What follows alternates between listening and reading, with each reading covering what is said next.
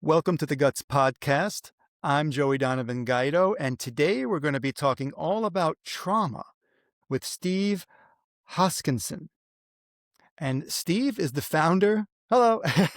Steve is the founder of Organic Intelligence, and he's an internationally recognized teacher, author, and innovator in post-trauma growth, which we will be talking about today.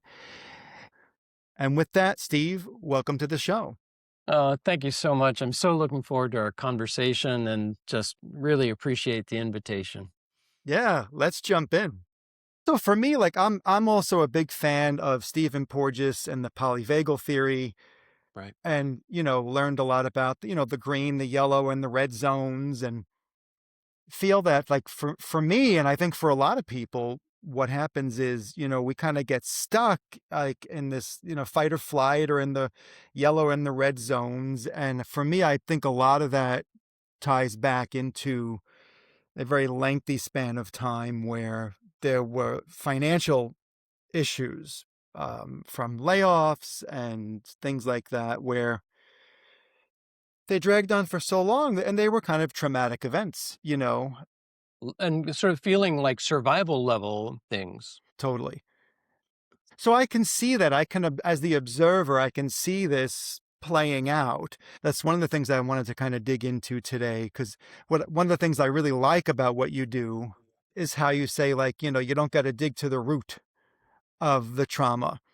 And I kind of find that too, in listening to people like Ram Dass, especially, who was a psychotherapist at one point. You can dig and dig and dig and get to the root, or you can just put it down. Yeah. Yeah. So, I think that's so relevant for some of us. Like, mhm. as we're talking, clearly your mindfulness practice has been going for a while, and you have a lot of resources, emotional, intellectual, a lot of resources. And then I'm really concerned right now at the people with fewer resources, and sometimes Mm. it shows up as like you create your own reality. So if you're struggling or suffering, well, it's kind of your fault, and you gotta, and that's just, I think that's a terrible message to send. I People are agree. inundated and just swamped with stress and trauma and distress and anxiety and all the things. So yes, if we can get people to a point where they can just set it down and then be in the present, that's something. But I think there are a lot of steps. I know I've had to take a zillion of them to get to this point of even being able to contemplate just, oh, now we can just be, and so Yeah. I like those approaches, but I just think we're in a different age now. I think we're in a Hmm. different day. And people don't come with the same sets of resources generally. So I don't think we can preach to everybody as if they have all these resources or can get them if they would set their intentions or do Hmm. their practice every day or something. Yeah, and it's interesting that I totally agree with you, and I find that there is kind of almost like this innate guilt built into society, like, oh well, if you're struggling with whatever, Yeah. whether it's trauma or the stress associated with trauma, or a trauma that is actually in the midst of forming, right? My understanding is that trauma isn't the event, it's the replaying of that event over and over after the event is gone Hmm. and in the past. And like, but I think a lot of people come at this from a place of the mind, Yes. right? This Yes. plane of existence that is the thinking mind. Yeah. And one of the things I learned is that, yes, the mind is a great tool. And also, for many people, including myself, for most of my life, my mind ran the show. Me too. Me Yeah. too. And what a relief to get something else like that. There is another aspect of being, another aspect of consciousness that that can ultimately, I think, embrace mind, embrace the function of mind, can do, like really functional kind of thinking and problem solving and prioritizing and do all the things that minds can do, in addition to relating to the constant jukebox of blah blah blah that we have going on, and so in the midst of that, we're trying to find some kind of center of the cyclone, I guess, as Lily would say. I like that. That's a good analogy because that center is the part of us that isn't the thought, that isn't the emotion, that isn't the drama that we're experiencing, right? It's Yes, it's the eye of the storm, which is that consciousness. yes. Yeah, and I enjoy the thing that I've been really interested in lately, and I've been looking at some of the Tibetans and their kind of work on consciousness, and I'm just beginning to look at this, but the notion that we turn from, say, we try to get to the center of the cyclone, and from there we can somehow be separate from all of the machinations of in the head, um, to change from that perspective into one where we are still turning. Like there is center and there is the cyclonic, detritus that's out there, the flotsam and jetsam of our conditioning, that somehow there is room for all of that within mind. And that's what I'm really looking for these days. And I think it takes a minute to kind of get there, but I don't even know what there is. But I that's what I'm looking for these days, of really moving beyond the dualities of this is good and this is like a distraction or even an obscuration. And the thing I like about what I'm beginning to hear in places like Dzogchen or Mahamudra is those things also are reflection of essential nature. That is, those things are not separate from essence either. And how Mhm. can I get to and cultivate the grace that is that realization? Yeah, well said. That's it's interesting also. It's something Ram Dass talks about, and Ram Dass had gone to therapy and was also a therapist. And once he became a spiritual teacher, one of the things he mentioned was that he never ever got rid of any of his neuroses, which is what he called them, Yeah, anxiety, worry, all that stuff. yeah, And but he started to look at it differently. He didn't look at these things as these huge pillars of things to be ashamed of or mm, to hide or to quote unquote get rid of, which is similar to what you're saying. yeah, It was almost like, okay, there they are. Hi, I see you. And I think you're totally onto something there because it's not either or. It's not, oh, I'm stuck in egoic practices of mind and thinking and emotion, or I'm in consciousness. yeah, It's it's the marriage of the two. The human being experiences both at the same time. yeah, yeah, And it's when we can just be. Sometimes I am really feeling upset about something. yeah. And at the same time, I'm observing it and saying, wow, I'm really freaking out right now. And I'm laughing at myself at that higher plane of existence while I'm stuck in an emotion. Yes, So to your point, there is room for both. yeah. And neither is right and neither is wrong. It's both. It's two sides of a coin. The coin is the coin. Yeah, that's right. Yeah, the coin is everything, really, isn't it? Yeah. Oh, thank you, and thank you for naming. I think that what we're trying to do in organic intelligence is really address the needs of people who where we lose that observer. Like to be able to see, oh, I am struggling right now, and to have access to an aspect that is not in the churn, that is an achievement. I think people go from churn to churn in their life, and there's not much of an opening. And so we think that we have an access to biologically based tools and that help reduce the churn. Mhm. And when the noise of that churn comes down, then we may have some options for, something better, a better state of consciousness, a better state of mind, some greater direction, prioritization, being able to follow through with wholesome intentions and so on. Mm. But the churn, I think, is a big issue.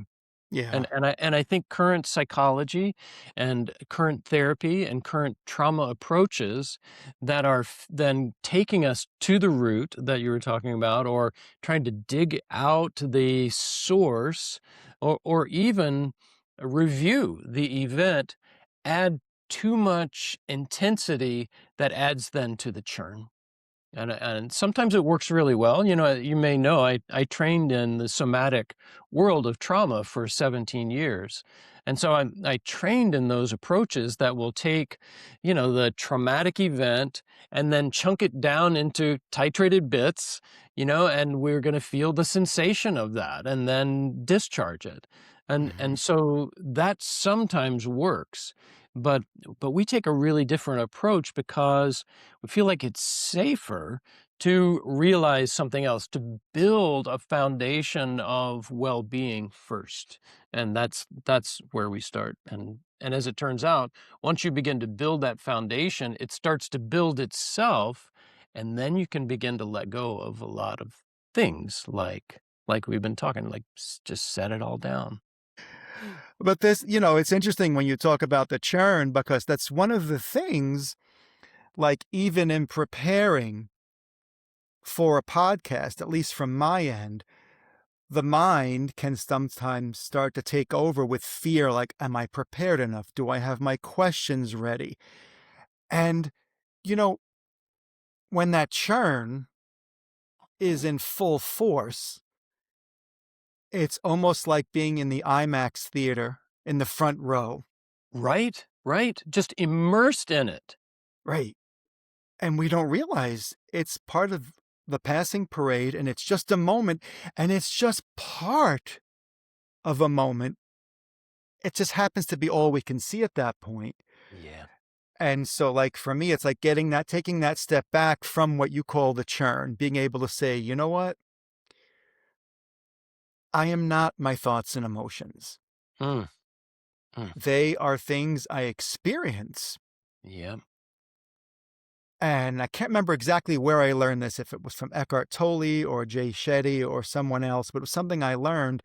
And for me, this was life changing because I always identified myself with my thoughts and emotions. Yes. Yes. Yes. We take an approach in a personal resilience and mindfulness course that we call the End of Trauma course. And in that, we go through each channel of experience so that mostly what we've got is the meaning channel or thoughts. But there are loads of other channels. And we use this acronym ISOMA.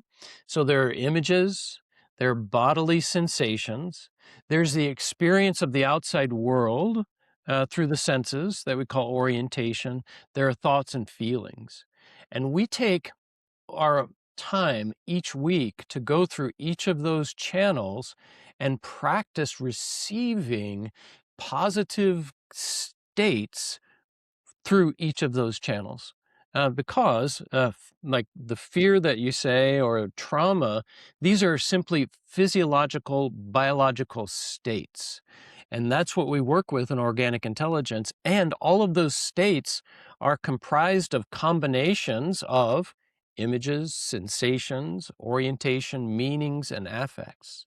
And so by getting more choices, like, oh, I might be in my thoughts. What if I were to shift to orientation? Like, Hmm. what if instead of doing battle on the battleground of cognition, which is where we've been slain, so many times, what if we go to another channel altogether? What if I'm in orientation? I'm just connecting to the environment. Now, different feedback comes in and different states come in because unfortunately, negative states are reinforced by what's called negative reinforcement, and the negativity bias has us. And so there is a fundamental physiological principle that keeps us stuck on what's wrong. And the ability to do what you did, which is go, oh, what if I'm not that? And what if I can then shift to another channel like orientation or like the ability to shift states, then we get the realization over time. It's like, oh, I'm not any of those. I'm not that image I'm having. I'm not that thought. I'm not the world outside. I'm not the feelings that I'm having. And we get more sense of distance from those, and strangely, also more participation in those. Hmm. So that's part of our approach to being able to disidentify from our experience, and by actually experiencing other facets of our experience that are perhaps more relevant to being in the here and now. Yeah. I like that a lot. I really do. It's just it sounds like a way of practicing mindfulness Yes. intentionally. And from what I found, I don't know. You can tell me what you find with your clients and with yourself. That kind of starts off as almost like learning to ride a bike or Yeah. learning to walk. Has to be intentional and kind of like put yourself in a place to think, okay, like oh, I'm going to do this now. And Yes. over time, it starts to become just instinctual. Right. Right. That's so true. It's so apt. You know, the metaphor of learning to walk is so apt because it's in there. It's like it's already there. The all of the mechanisms are there, and we can maybe help it along by like when my kids were toddlers, I would follow around with them. I'd be right behind them as they were trying to like figure out their way in the world, and then when they would teeter over just at the edge of like really losing it, I'd come in and just provide that little bit of support so they didn't have that traumatic crash that then would disorganize everything and they kind of have to start over. So they would get like a really safe runway to then take off and did quite well.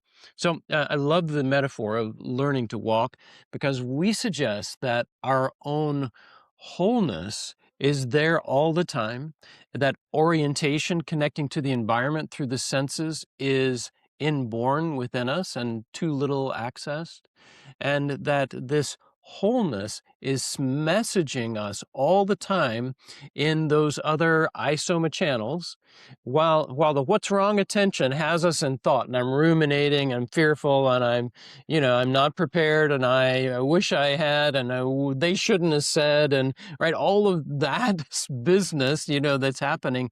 Meanwhile, my hand is like on the sides of my cheek as I'm going, oh, all of these thoughts. But if I change my perspective to the sensation channel, I feel my face cupped in a loving way. And there is the postcard from home. And all the time, our systems are sending us those postcards, which we miss because our bifocal vision has been hijacked by the negativity bias and what's wrong. Yeah. And that includes Yeah. trauma. And that's why I think trauma therapy needs to radically be transformed into this perspective based on the notion of getting around that negativity bias, Hmm. coming back to our senses. Yeah. And something that came up for me just now was, when we do this, when we quote unquote come to our senses and make that space, it doesn't necessarily mean that that rumination or that fear or whatever goes away. Yeah. Yeah. Yeah. Yeah. Brilliant. Brilliant. Right? It's not a negation, it's an affirmation that then creates the room for me to be with all of it. Yep. Yep. Yep. Making space for more than just that thing that's right in your face. Yes. And Yeah. yeah, yeah. And that's but a lot of people think that when they do this work, myself included at one point, that, "Oh, if I just get good enough at it, I won't feel that bad stuff anymore." And it's like, yeah, no, that's that's not how it works. Yeah. Yeah. Yeah. And there is, I don't know, my experience has been that there was just desperation driving the healing project of Steve. And there was a point where that desperation fell away. So there is something that shifted. Like, I don't know if you look back on your life, and I do, and I just sort of shake my head. I was like, oh, poor Steve, such a wreck, such a mess, really, and just like drowning in distress in one way or another, and trying this therapy and that this retreat, and just grasping at anything that I could until finally kind of getting traction. And we just hope that we can get people traction sooner so the suffering can stop sooner and we can get on to the business of leaning into this, how do you call learning to walk? Like learning to walk. Thich Nhat Hanh, of course, said, the miracle is not walking on water. The miracle is being able to walk on the earth. And so if we could just getting back to that, being able to walk on the earth. That's what we hope to help people get to. Yeah, I love that. And, tell me a little bit more about yourself and how organic intelligence came to be, because it sounded like before it existed, you had your own journey that, from what I can see, really made it possible for you to help others because you went through it yourself. It's so true, isn't that the wounded healer, right? I mean, that's so much a theme for us for sure, and takes so much of the pressure off. I trained as a psychotherapist, and in training as a psychologist. And by the way, I didn't complete that training. I ran away and joined the somatic circus. So then began to train in somatic experiencing and other methods, but that transition was key. That is, I went to graduate school in clinical psychology, went all the way through, and got to the point where it wasn't enough. And so I began exploring Eastern traditions. I began to practice Aikido.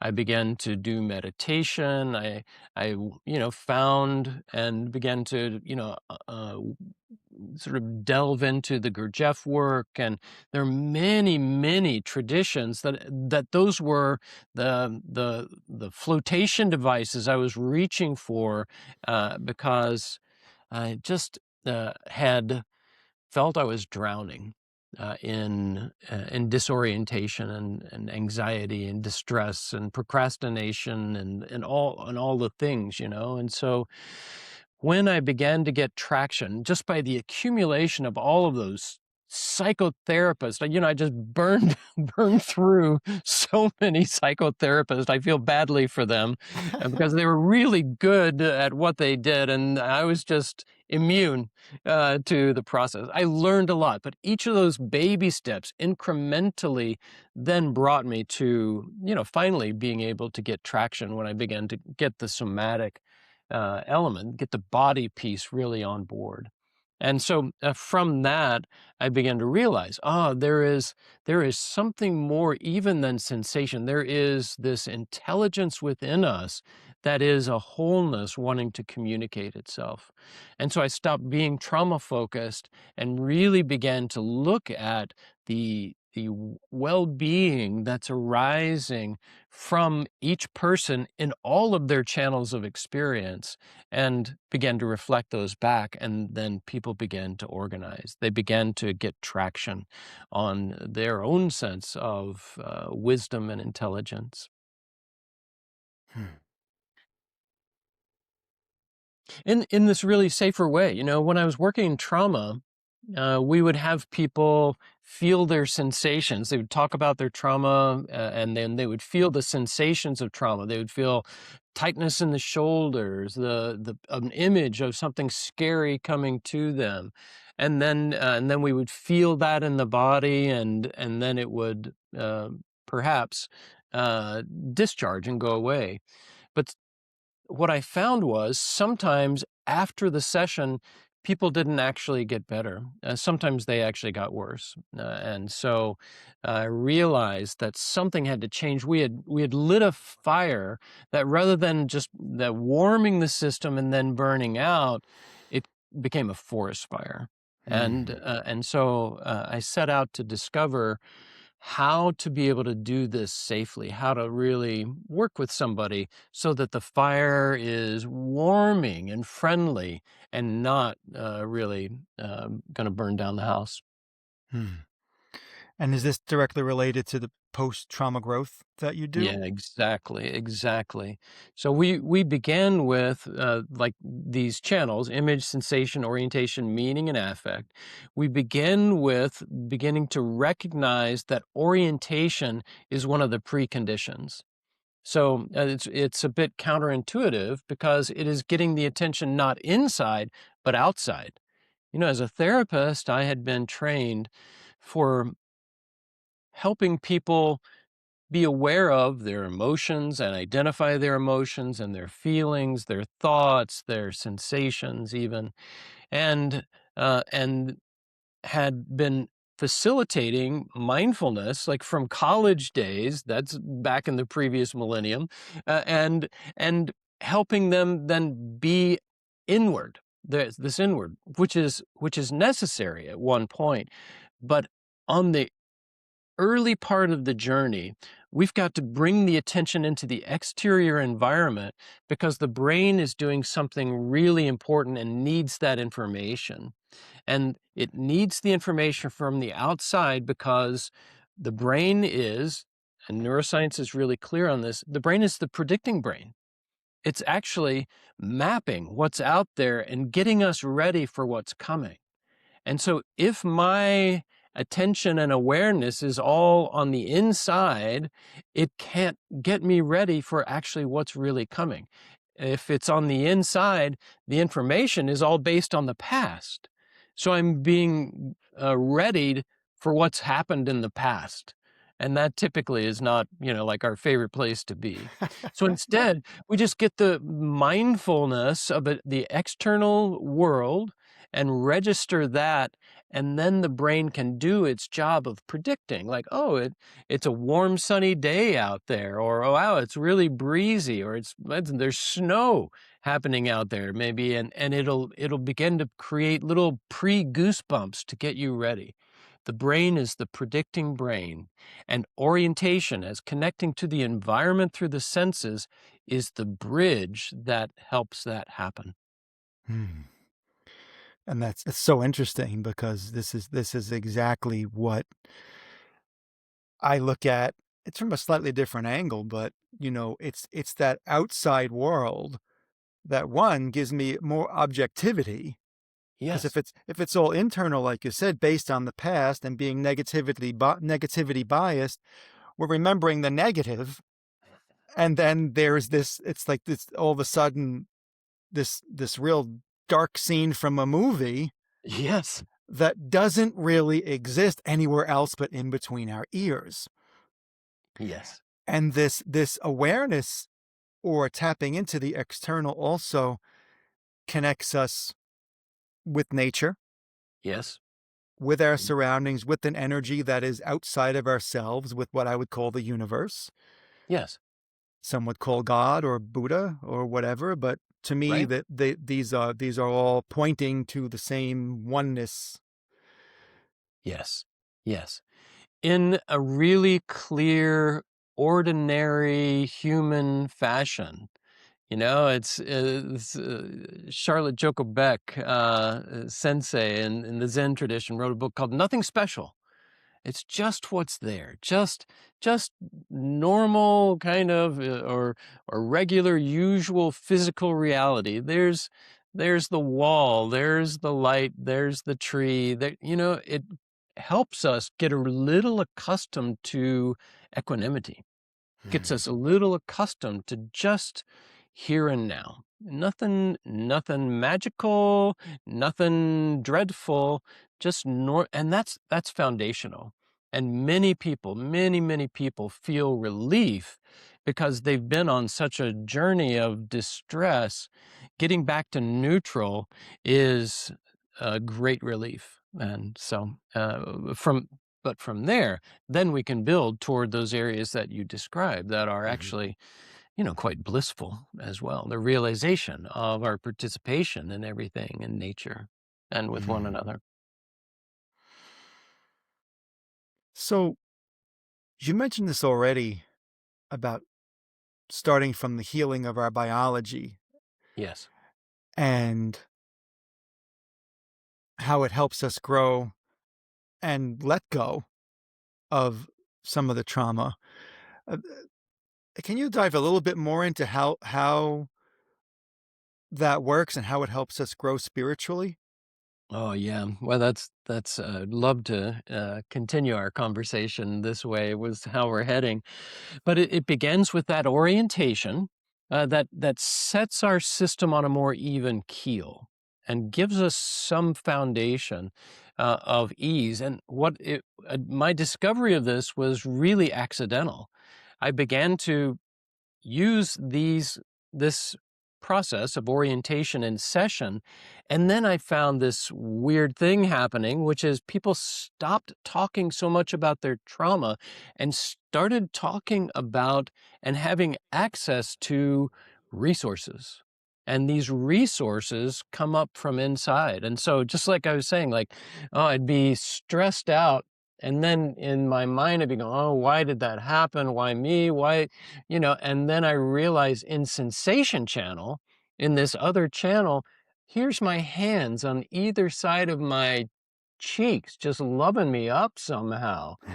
So the sensation channel is bringing a reflection of our essence, and the meaning channel is doing its thing. No harm, no foul. So we get used to then doing orientation, and in the midst of orientation we begin to find in the images or in the sensation, sometimes in thoughts and feelings, that there will be another message. And the message is like, you're okay, like everything is okay right now. And it's not a cognitively mediated thing, it's an actual experience, and it is Mm. there alongside all the other stuff. But if I can bring my awareness to orientation, and the orientation to the enjoyment of these messages of our being, that's what begins to help our system organize. And then that's what begins to create the states that heal us and that are reflections of our already healed being. Mm. I love that, and that's something that Stephen Porges talks about too, when he talks about even though we may, in actuality, be safe, if Yes. we don't feel safe, Yeah. then it's this healing can't occur, this feeling of safeness, or what he'll call the green zone, Mhm. where we start to kinda come down off the cliff, so to speak. Yes. Yes. Exactly. And for us, it begins with connection to the exterior environment through the senses, which we say is a kind of proxy for the ventral vagal system or social engagement. Porges says the ventral vagal system is social engagement. We broaden that to see that it's engagement with the environment through the senses. And we start there just because, often in a clinical setting, we're in a coaching setting, and people may not have a really positive experience with other people, and other contact with other people can be scary. And so Yeah. instead of going, "Oh, let's do the attachment thing," we're now just gaze into my eyes, you know? I have so many of our clients that would just hop right out of their bodies and, into the atmosphere someplace. And so instead we go, "Just let your eyes go where they wanna go." And so maybe Mm. that's to somebody, or maybe that's out the window, to the hummingbird, to the butterfly, to the tree, to the clouds, right? To the picture on the wall.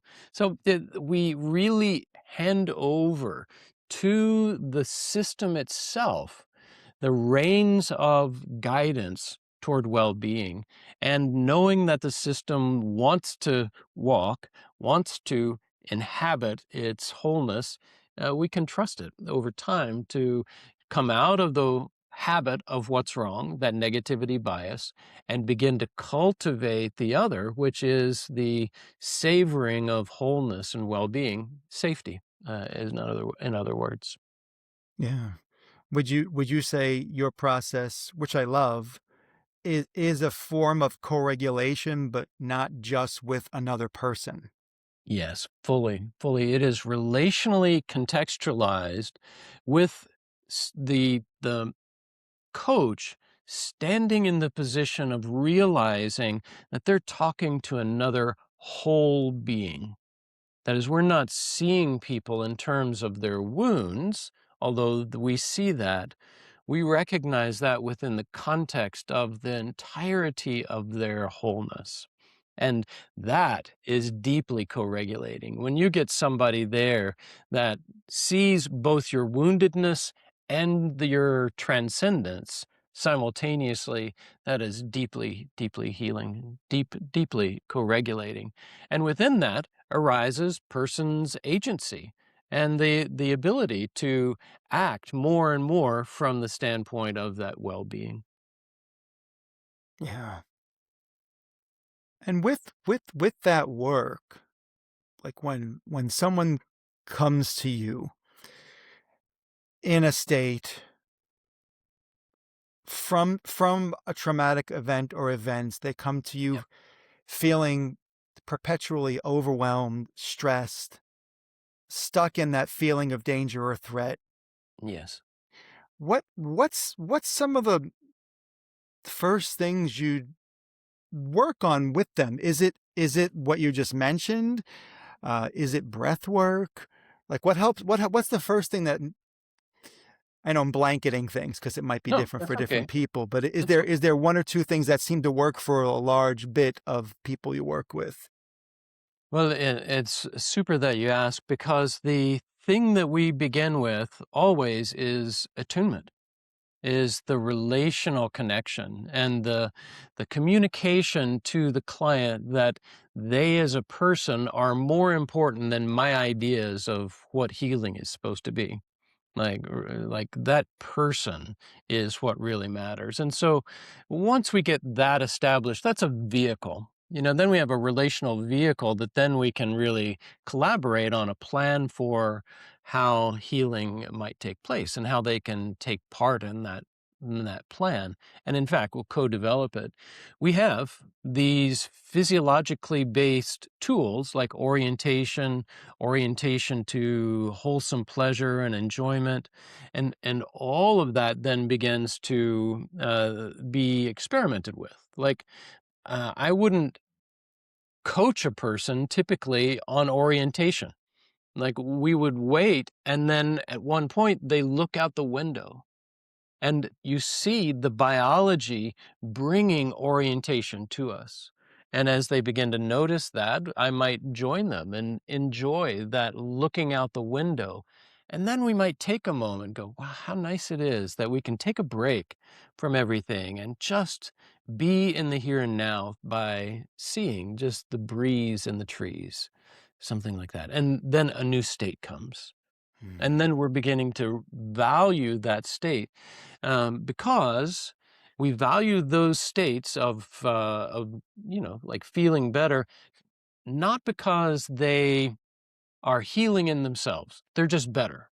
but Mm. but because what we've discovered is that the way our systems, our biology wants to heal from trauma is that it wants to grow its bandwidth, and that it grows its bandwidth not by rehearsing what are the layers of all the things that went wrong and all the feelings that I have about those that is negatively valenced, but actually the similar intensity, but in a positive valence.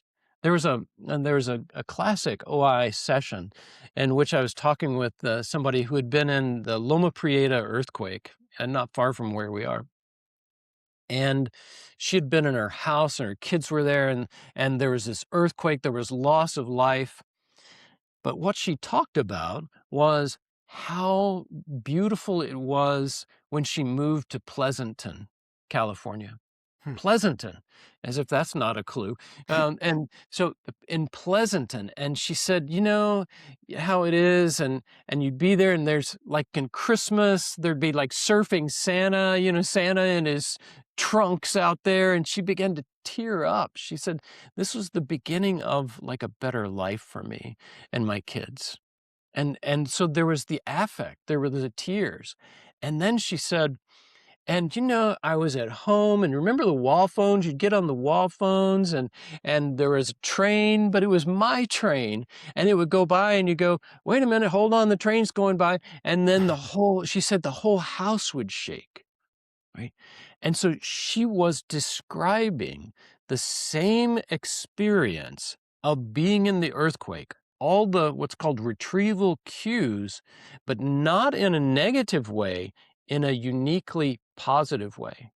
Hmm. Same experience as the earthquake at home with the kids, house shaking.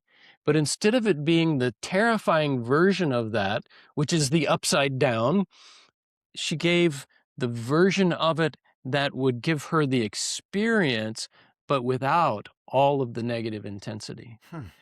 And that then grows capacity. That's how our systems want to process what's called trauma, which are these states. That's how the system wants to integrate those states through that kind of positive valence. And it's completely upside down. It's completely the opposite of what we're generally told to do about trauma and its healing. Hmm. Can you imagine? Can you even imagine? There was another session that is on our videos, and it's where a client was just imagining something. We had been talking about cave paintings. We were talking about Hmm. ancient humans. She had an interest in this. I think she had a picture of Durga there or something nearby, this Indian goddess, Mhm. and she began to imagine this scene of going back into the caves, back into the day when there'd be cave art. And she said, oh, there would be these mothers and their children. There was food there, and I would be helping the mothers with the children. She was doing, like a Jungian active imagination thing. And where she was part of this group, and there was help, and the children were there, and there was safety there, and she realized ultimately that she had been talking about her own sort of birth scenarios and attachment scenarios, and the reconnection to the matriarchal lineage. All of this through, like transforming the traumatic recall without even thinking about it first. The healing version of that was presented, and that's how trauma heals. With the right preparation, systems just bring themselves like the next step, like Mhm. learning to walk, and it's mind blowing all the time that the healing of our physiological states is what our system does. Trauma is what we make of it in a way. That is, Mm. that trauma is a concept, and the biology is physiology. It's physiological states. And so in order to work with trauma, then we have to see it first as its physiological states, and then we begin to understand how the body wants to process it. Yeah, totally. It's something I learned from Mark Brady, who was my brain guy. What I call him, but he was an expert in Wow. cognitive process and the working of the brain. And what I learned from him was this about the metabolization of stress. Yes. Uh, and and I didn't know this cognitively, but I knew it in my physiology because I love to go out and walk and run, and Mm, it's almost what I call like taking a shower on the inside, yeah.